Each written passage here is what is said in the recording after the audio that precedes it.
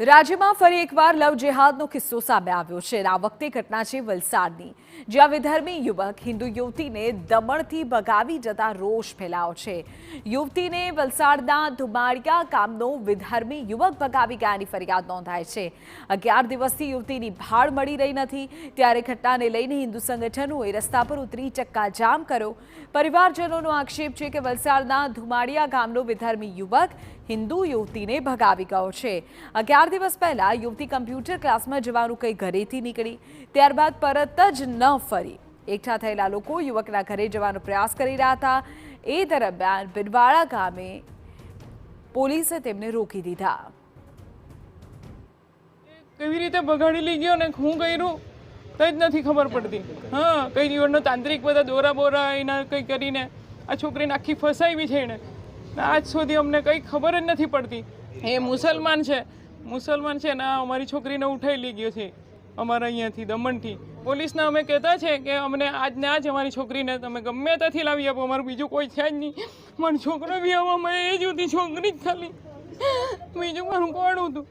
મને મારી છોકરી ગમે ત્યાંથી મને જોઈએ, આજને આજ જોઈએ।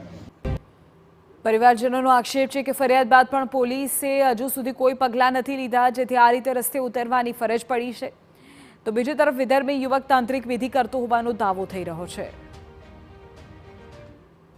હજુ સુધી અમને કોઈ એનો નિવાડો નહીં આવ્યો। છોકરા છોકરીને લોકો ગુમ કરેલા દેખાય છે ને છોકરીને એવી તાંત્રિક વિદ્યા શોધેલી છે કે એને ફોન બધા સ્વિચ ઓફ કરાવી દીધેલા છે।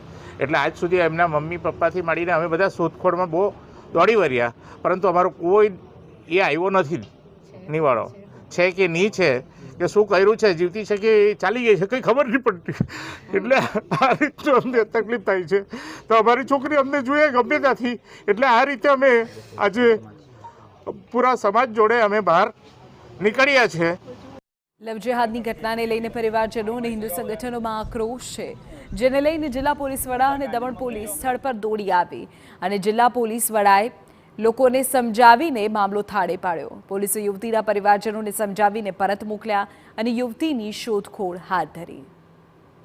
ગ્રામ્યના જે ધમડિયા ગામ છે ત્યાંના એક દીકરા સાથે એક વ્યક્તિ સાથે ભાગી ગઈ છે મેરેજ કરીને, એવી એક માહિતી મળેલી છે। એટલે નાની દમણના બધા લોકો અહીંયા ભેગા થયેલા હતા પોતાની દીકરીને શોધવા માટે। વલસાડ પોલીસ તાત્કાલિક જગ્યા પર પહોંચી ગઈ હતી। અહીંયા હનુમાન મંદિર પાસે તમામ લોકોને રોકી લેવામાં આવ્યા હતા અને અન્ય કાયદોની વ્યવસ્થાની પરિસ્થિતિ ના બગડે એ માટે પોલીસ બંદોબસ્ત મૂકવામાં આવ્યો હતો। નાની દમણના એસપી સાહેબ મીના સાહેબ સાથે વાત કરી નાની દમણની પોલીસને પણ તાત્કાલિક બોલાવી લેવામાં આવી હતી અને જે દીકરી ગુમ થયેલી છે એને શોધવાની સંપૂર્ણ કાર્યવાહી હાલ ચાલુમાં છે।